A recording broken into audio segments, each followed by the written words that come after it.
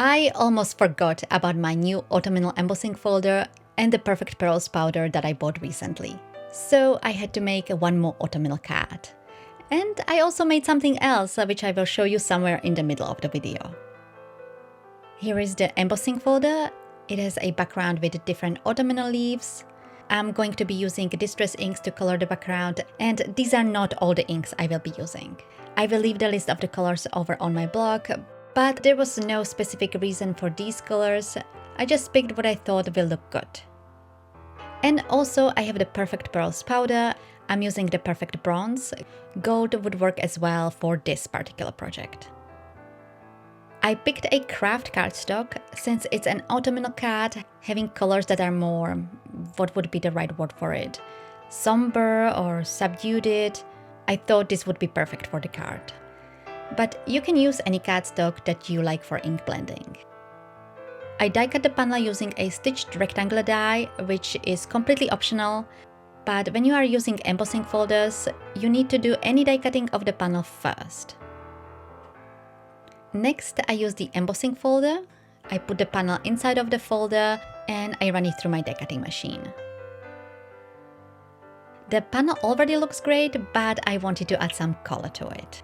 So I used the distress inks.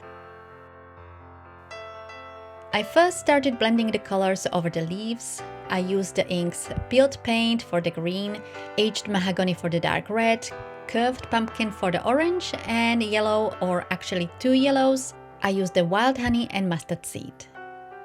I applied the color not just over the leaves, but also around them. I blended multiple colors over one leaf. There was really no logic in my application. I just was applying the colors based on what I thought looks good to me.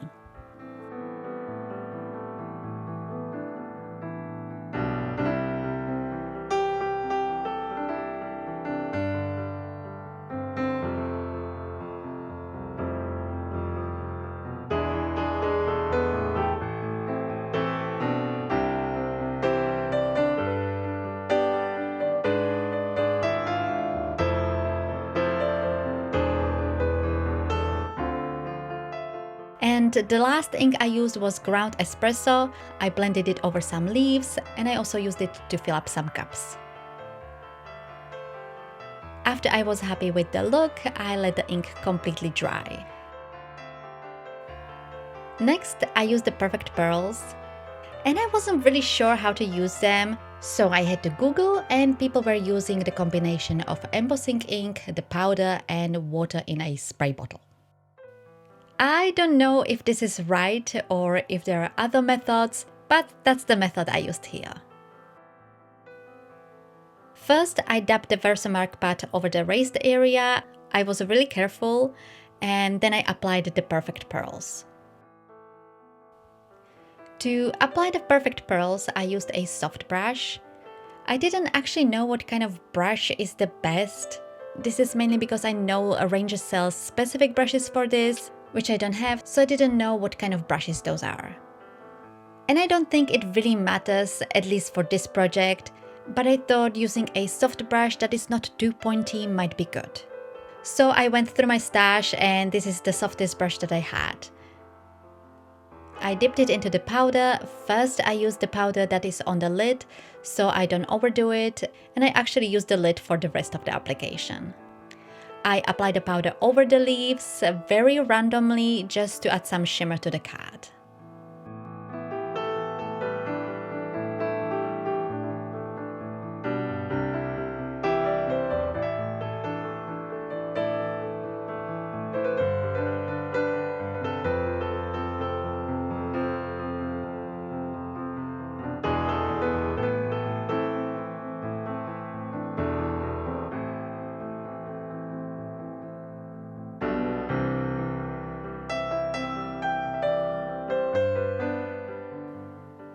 The last step, I took a spray bottle and I lightly misted it with clean water, which should set the powder.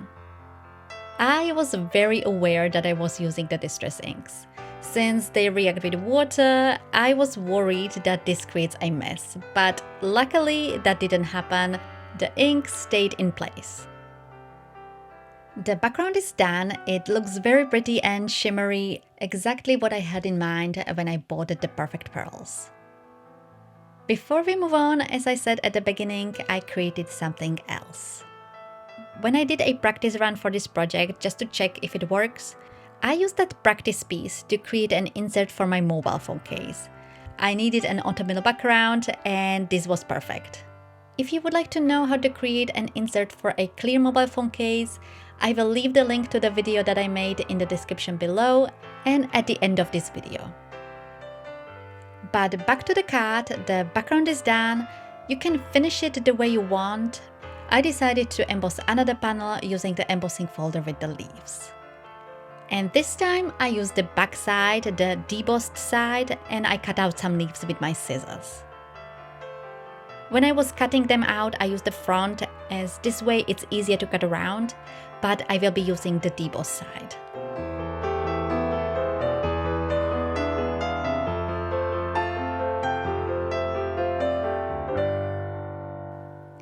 After I cut out the leaves that I needed, I only needed 3. I used the distress inks again to add some color, and I used the same inks as I did on the background.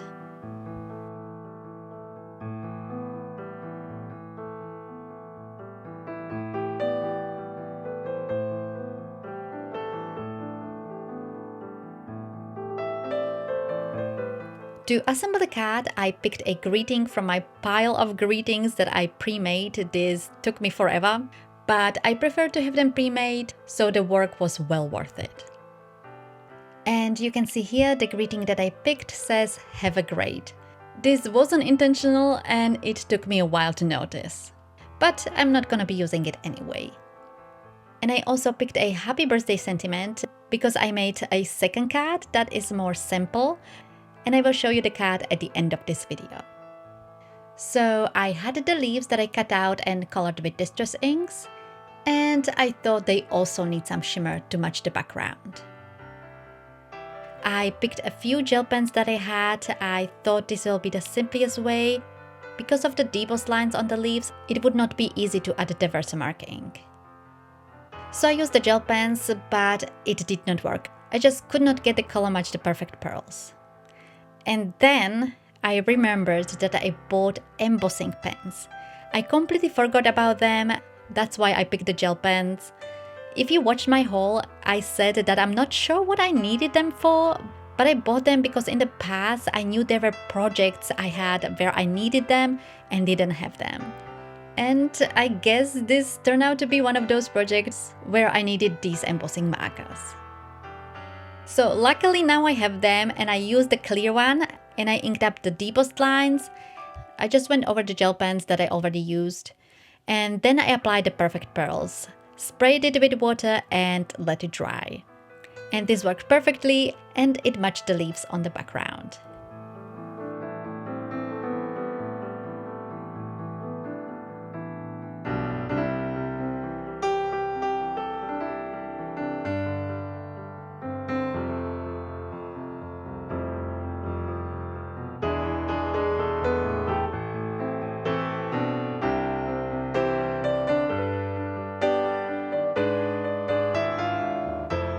Now let's assemble the card.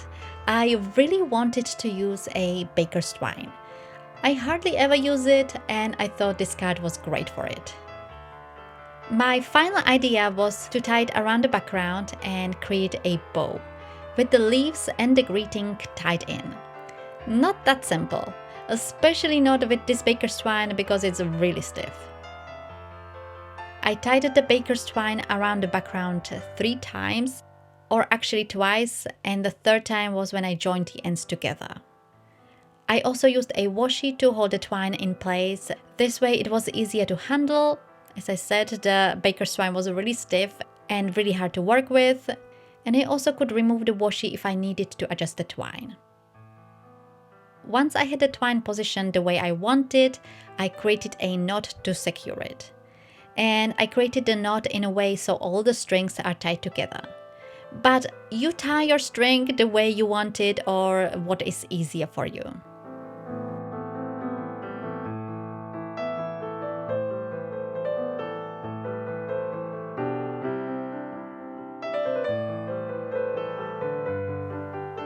Next, I adhered the leaves. I used 3 leaves. For 2 of them, I used a foam tape. On the maple leaf, since it was overlapping the other leaf, I only attached the foam to the right side.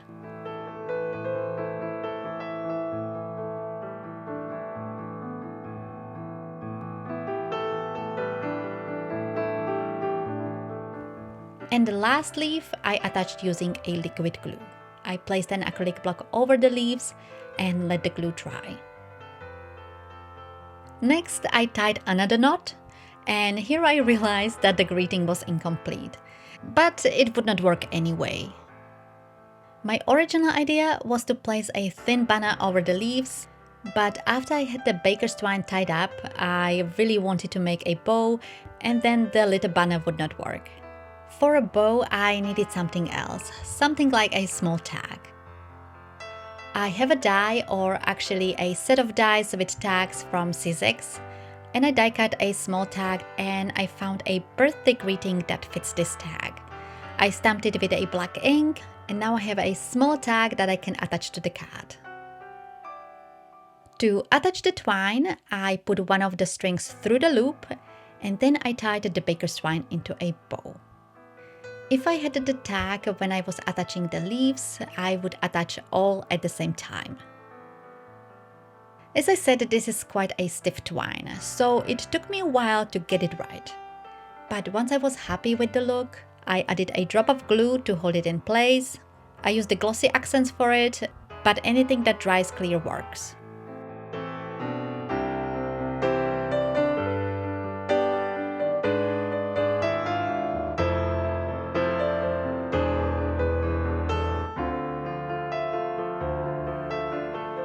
After it was dry, I cut the ends of the twine, then I adhered it onto the panel on top of a white card base, and the card is done.